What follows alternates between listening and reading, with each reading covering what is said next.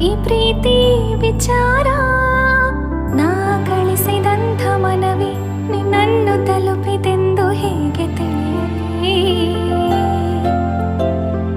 ನಿನ್ನಿಂದ ಬರುವ ಒಂದು ಉತ್ತರಕ್ಕೆ ನಾನು ಎಷ್ಟು ಕಾಯಲಿ?